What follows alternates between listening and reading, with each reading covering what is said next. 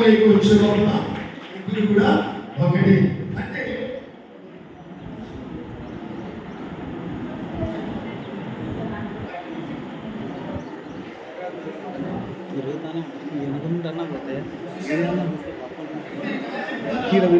నేర్చుకునేది ఏంటంటే తండ్రి కుమార పరిశుద్ధాత్మ దేవుడు వేరు సిద్ధాంతములైకి వచ్చే లోపల యేసు ప్రభు ఒక్కడే దేవుడు గిరిగించబడగలగాలి.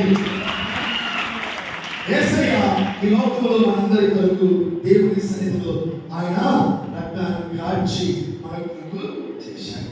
బాగుంది. ఈ మ్యాజిక్ ద్వారా మీరేం నేర్చుకున్నారు?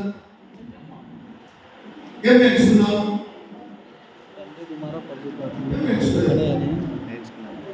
అంటే ఏం నేర్చుకున్నా? ఏమన్నా ఇప్పుడు